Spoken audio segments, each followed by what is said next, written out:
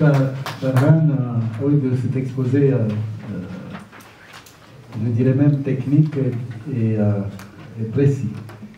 Nous allons passer la parole à notre collègue de la DIP aussi, Zang Zeloun Mahmad. Mais avant juste de lui laisser, puisqu'il va faire une présentation sur décoloniser en respectant les frontières.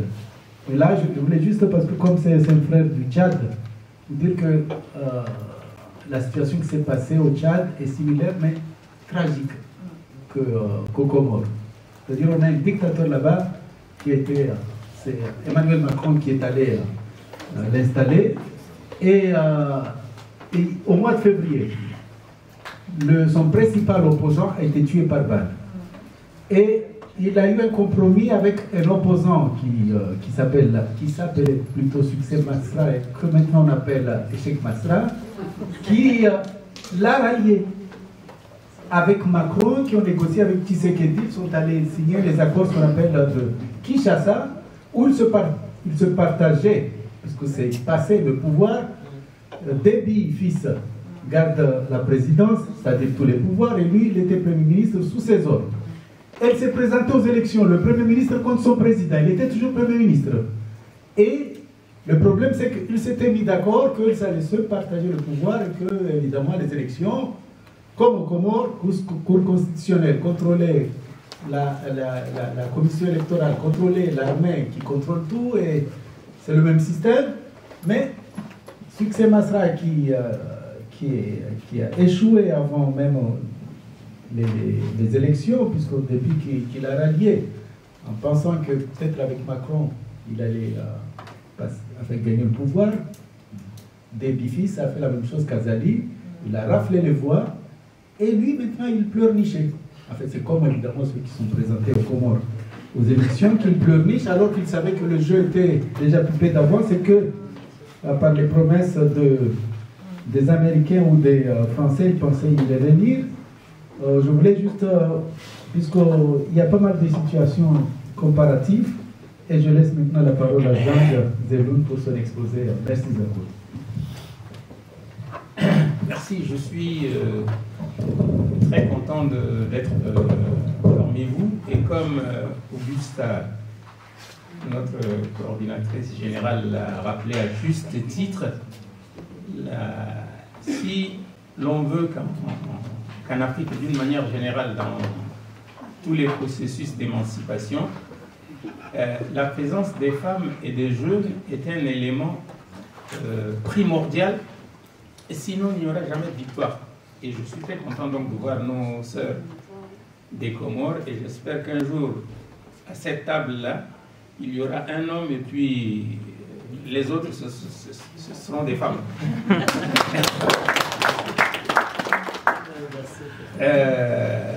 La situation telle qu'elle prévaut aux Comores n'est pas tellement différente de celle dans les autres pays d'Afrique dite francophone.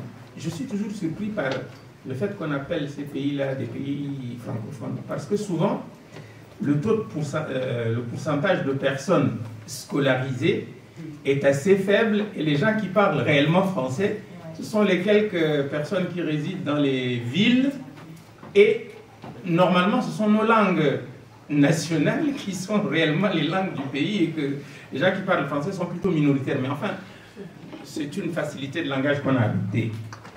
Décoloniser en respectant les frontières, je crois que le cas s'applique spécifiquement aux Comores. Alors, je vais commencer d'abord par une question ou une provocation. Est-ce qu'on parle des Comores ou bien est-ce qu'on parle de la Comore?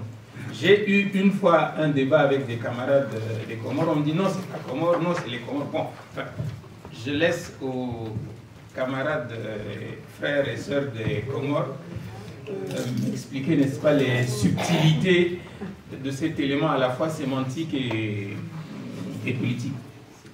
La France a choisi délibérément, en 1975, de retirer du processus d'indépendance Mayotte.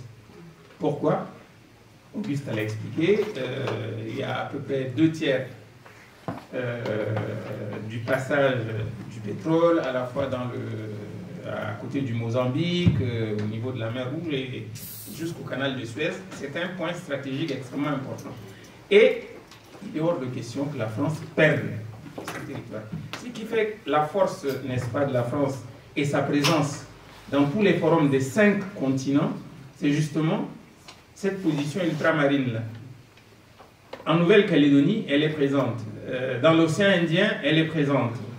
Et dans les autres continents. Donc, ce qui fait que cette position coloniale, la France ne sera jamais prête à la céder de manière pacifique.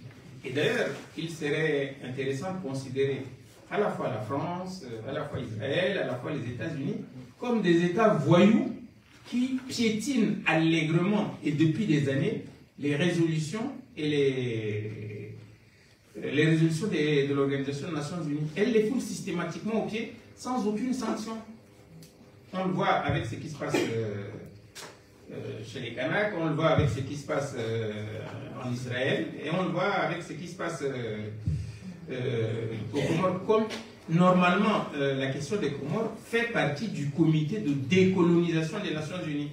Mais il y a toujours un arrangement entre les gouvernements comoriens et les autorités françaises pour qu'à chaque fois que la question vient à l'ordre du jour, le gouvernement comorien s'arrange pour dire non, mais enfin, on peut retirer la question et puis on peut s'arranger effectivement sous pression française.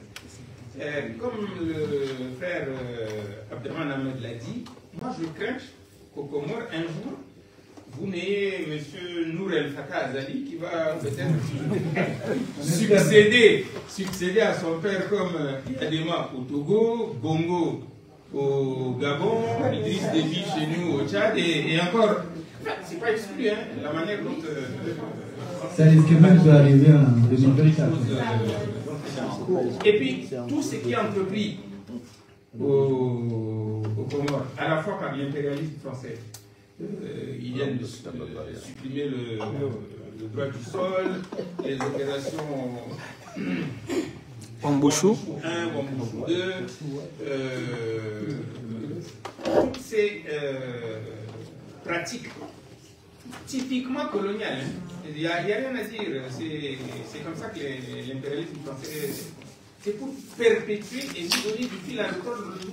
Vous allez réclamer réellement le retour de Mayotte dans les Comores. Ils veulent rendre ce fait-là irréversible. Et c'est dans cette optique-là que le fait de lier votre lutte, votre combat à ce qui se passe dans tout le continent, aussi bien chez vos voisins djiboutiens. On a vu qu'il y a eu une tentative de sécession en Éthiopie, on a vu que Djibouti, on essaie de jouer les oppositions entre les Afars et les Issa. C'est un phénomène classique de division coloniale. Et c'est dans cette optique-là que la dynamique militaire panafricaine, un panafricanisme de combat, un panafricanisme progressiste, et très content, n'est-ce pas, d'être aujourd'hui parmi vous. On le sera toujours à vos côtés pour soutenir la juste lutte, la juste cause du peuple comorien, qui est aussi celle des autres peuples africains. On ne peut pas dissocier le combat des Africains, on ne peut pas dissocier le combat des Comoriens, de celui des Camerounais, de celui des Togolais ou de celui des autres peuples africains. C'est dans cette optique-là qu'on va lutter ensemble. Et les pratiques des assassinats, ça aussi c'est quelque chose de constant. Le tripatouillage, le grignotage des élections, ça aussi c'est une donnée constante. On a l'impression que les logiciels sont fabriqués à Paris et qu'on fait un peu du copier-coller un peu partout. Et d'ailleurs même, la langue qu'on parle le plus au Comores, je ne sais pas si on appelle ça le chicomore, qui serait dérivé du swahili, qui est parlé dans une grande partie de l'Afrique. Tout ça fait que nous sommes embarqués dans le même bateau. Et donc, embarqués dans le même bateau, il faut que nous unissions nos forces pour combattre le même ennemi que nous avons, qui est en fait l'impérialisme français. Je vais terminer par un mot sur la souveraineté. Je lisais récemment un ouvrage d'Emmanuel Todd qui s'appelle La défaite de l'Occident. Et il disait en gros que la souveraineté, il faut avoir les moyens de l'exercer. Et que pour l'exercer, il faut que les intérêts nationaux des États, en tenant compte de ses voisins immédiats et de son continent, puissent être définis sans qu'on ait à demander quoi que ce soit à qui que ce soit. Aujourd'hui, les Russes sont indépendants. Aujourd'hui, les Chinois le sont. Aujourd'hui, les États-Unis le sont. Mais est-ce que la France est indépendante? Parce que pour qu'elle prenne une décision, il faut qu'elle obtienne l'accord ou le soutien ou l'absence des États-Unis. C'est-à-dire qu'en fait, dans cet OTAN-là, les Français eux-mêmes sont des vassaux. Et donc, s'ils sont des vassaux, ils vont être encore plus agressifs avec nous. Et donc, dans cette optique-là, unissons nos forces et combattons ensemble. Et je vous remercie. Merci. Juste quelques précisions sur... oui, les Comores au pluriel parce que les 4 îles, ça sous-entend les 4 îles des Comores. On aime bien préciser 4 îles, y compris Mayotte. Et donc là, c'est une question importante parce que quand on organisait la France organisait le référendum pour l'indépendance des Comores, ils ont mis consultation des populations comoraises. Ils l'ont mis au pluriel. Et à l'époque, le président de l'autonomie interne, à l'époque Hamid Abdallah, a posé la question: pourquoi vous n'avez pas consultation de la population comorienne? C'est la même population. Et on lui a dit: non, non, monsieur le président, c'est la même chose. Des populations, de la population, en fait, compte, c'était. Le détail était plus important parce que quand il y a eu la consultation, et là je rappelle qu'à Mayotte, quand on dit qu'à Mayotte ils ont voté 65% contre l'indépendance, il s'avère qu'à l'époque il y avait un climat de terreur, puisque Estelle Youssoufa qui essaie de le faire, il y avait les chatouilleuses, il y avait les gens qui étaient pourchassés, c'est-à-dire ceux qu'on appelle les serrer la main, qui voulaient l'indépendance, c'est-à-dire serrer la main, soyons ensemble, et il y avait les soldats, c'est-à-dire carrément des milices qui pourchassaient tous les indépendantistes, et il y a eu de la tricherie. Une ville comme Bamanzi, qui était à l'époque, on a voté presque à 70% pour l'indépendance à Bamanzi, ils ont carrément annulé les bulletins. Donc ça veut dire, quand les Français maintenant nous disent qu'à Mayotte ils ont voté librement, en 1974, ce n'était pas le cas. Et je voulais insister sur par rapport au Tchad, la situation, on n'était pas loin. Et je vais vous faire une révélation, c'est que l'ambassadeur de France aurait dit à un des candidats aux élections qu'ils avaient fait une proposition à Zani de présenter son fils, puisqu'il voyait qu'Azani veut que lui et sa famille, mais il a hésité, il voulait, et après, il a dit non, je préfère toujours moi-même, même s'il étant malade, même s'il étant... Et le problème, c'est que on n'est pas sorti de l'auberge parce qu'il voulait, mais c'était gros pour qu'il soit président, son fils, gouverneur de l'île. Parce que le président, s'il n'est pas là, c'est le gouverneur de l'île, particulièrement de la Grande Comore, de l'île